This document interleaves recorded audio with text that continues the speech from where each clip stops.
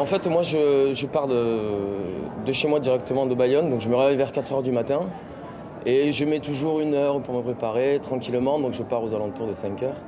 Comme je sais que je mets 1 h 30 pour aller jusqu'à Pampelune en passant par Belaté, donc moi j'aime bien passer par Belaté tranquillement. Et donc j'arrive aux alentours de 6 h 30, entre 6 h 30 et 7 h moins le quart.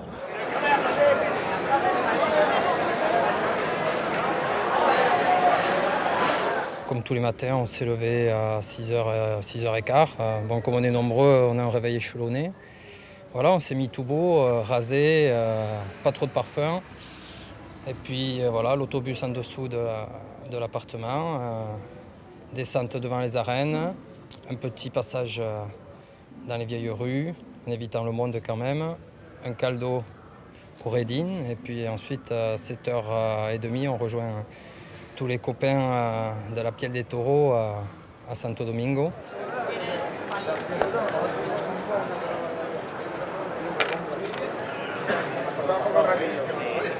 Je vais toujours retrouver tous les coureurs à Santo Domingo, où chacun achète le journal, donc on regarde bien entendu tout ce qui s'est passé la veille.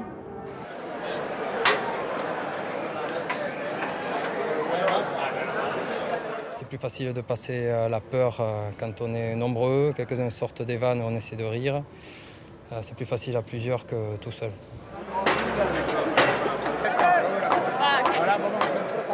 On était presque en train de dire le matin que c'était une année exceptionnelle avec un minimum de cornada, mais que, évidemment, c'était cet incaste-là qu'il fallait surveiller.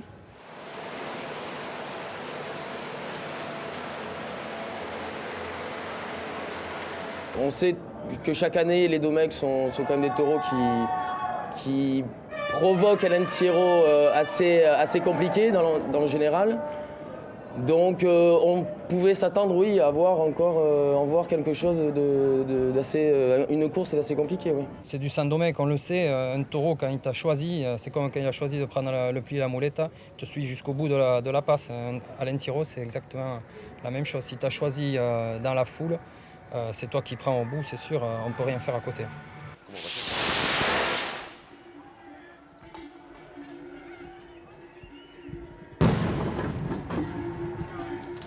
8 heures pétantes.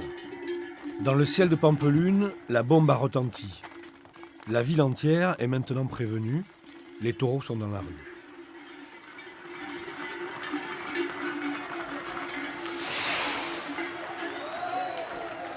Le danger, les chutes, la foule de plus en plus nombreuse qui se presse, rendant la course plus périlleuse encore, rien n'y fait. Les vrais amateurs d'Encierro sont fidèles, chaque matin à 8 heures, au rendez-vous de la peur.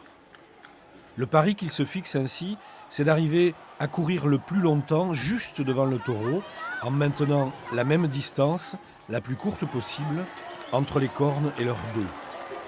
Les autres, les fêtards et les ignorants, courront un peu comme ils pourront, sur le côté, derrière, sans comprendre la vraie règle du jeu. Se mettre à courir bien en ligne, avant que les taureaux ne soient là, avec une seule idée en tête, réussir sa course. Quand les gens commencent à accélérer vraiment, c'est que je sais qu'ils sont là. Je sais que les taureaux sont là. Donc là, on commence à courir. On commence déjà à jouer du coude, à essayer de se placer dans l'axe, ce qui n'est pas une chose facile à faire. Et on sait qu'ils sont là, on sait que les taureaux arrivent. On ne sait pas où est-ce qu'ils sont, mais on sait qu'ils sont là. Parce que les gens commencent à courir vite. On commence à voir tous les coureurs de Pampelune, de San Sebastián de los Reyes qui sont là. Donc c'est clair que les taureaux sont là.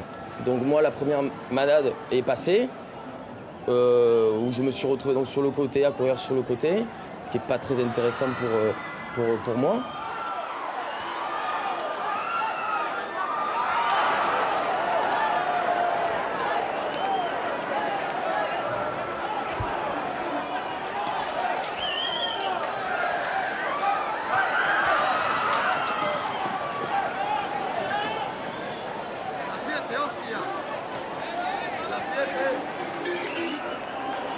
De là où je pars, j'ai une télévision en face, donc je sais exactement comment arrivent les taureaux jusqu'à la moitié d'Estafeta.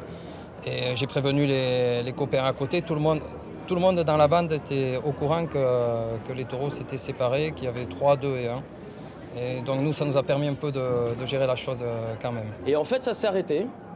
Tout le monde a commencé à partir, à aller à droite, à gauche. Et on entend un policier qui nous dit « Uno, uno, uno ».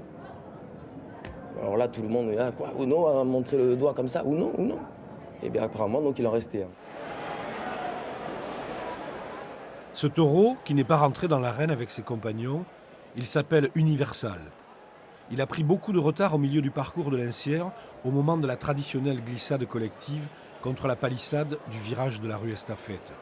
Il a du mal à se relever et va repartir bien après les autres, largement distancé par les cabestros et les 5 autres taureaux du marquis de Domecq. En se relevant, Universal va choisir le côté droit de la caille Estafette, qu'il balaye à grands coups de corne en fauchant les dizaines d'inconscients restés sur place.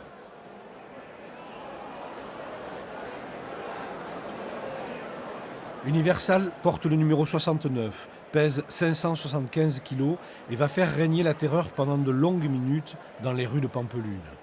En haut de la rue Estafette, sur le pas d'une porte, il donne plusieurs coups de corne à Rafael Estrada Avila, un jeune Mexicain de 23 ans, originaire de San Luis de Potosí.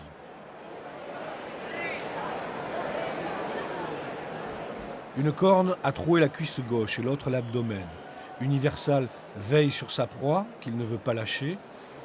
Quelques mètres plus loin, il va se retourner à nouveau et revenir en direction du Mexicain qui se traîne au sol et qui, dans un dernier sursaut de vie, se relève pour fuir.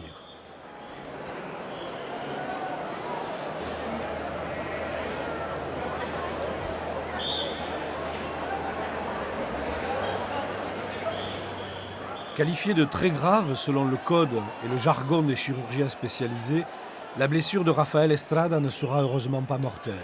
Encore un des innombrables miracles de la San Fermine. Pas d'angélus à la cathédrale, ni de sonnerie aux morts le soir aux arènes.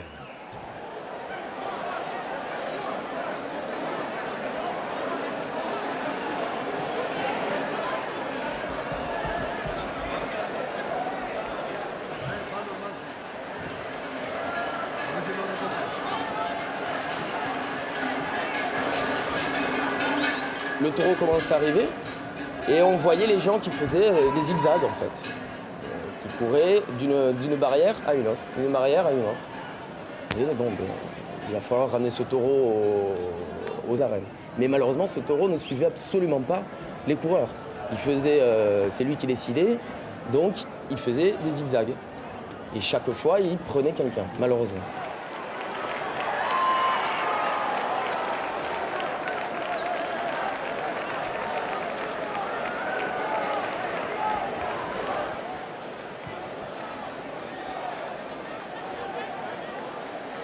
Et chose que je ne fais plus depuis des années, j'ai décidé d'aller le tirer. Et quand on va tirer un taureau arrêté, il vaut mieux être en première position devant le taureau. Quand on est au second rang, les premiers s'écartent toujours de la cornada, c'est toujours les seconds et les troisièmes qui prennent. Donc le taureau arrive, on le court, et bien entendu, à force de courir, tout le monde se commençait à s'écarter. Et c'est là donc que moi, il est arrivé sur moi. J'ai fait un écart, il est passé et malheureusement il a chopé je crois que c'est un Australien.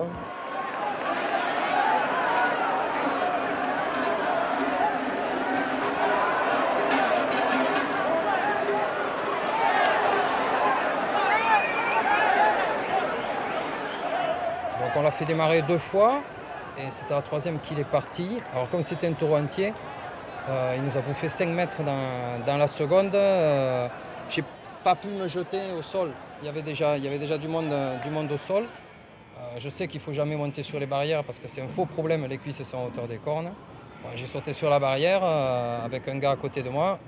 Un photographe nous empêchait de passer, de monter. Et au moment où j'ai touché la barrière, j'ai entendu un gros choc, j'ai senti une légère douleur sur la cheville et j'avais le pied bloqué par le frontal du taureau. Là, ça m'a paru un peu interminable. J'ai commencé à avoir lui donner des coups de talon, mais je me suis dit que s'il reculait, j'étais bon pour un déroté. Et je commençais à lâcher. Et c'est le gars à côté qui a lâché, le taureau l'a vu et l'a pris.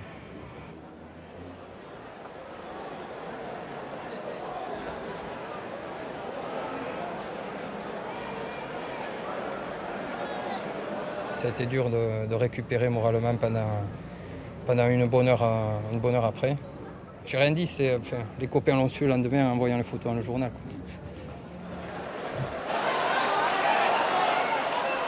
Depuis 1876 qu'il se court dans les rues de la vieille ville, l'Incière de Pampelune a fait 14 morts. Cette année, 642 vrais ou faux coureurs ont visité à l'insu de leur plein gré les hôpitaux de la capitale navarraise.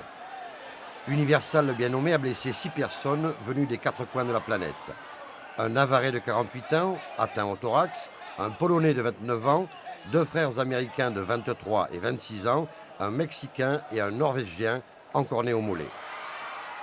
Universal a fini par rejoindre le corral au bout de 7 minutes d'une effroyable galopade. En temps normal, si l'on peut dire, les taureaux bien groupés mettent à peine 2 minutes 30 pour avaler les 829 mètres de cette Incière.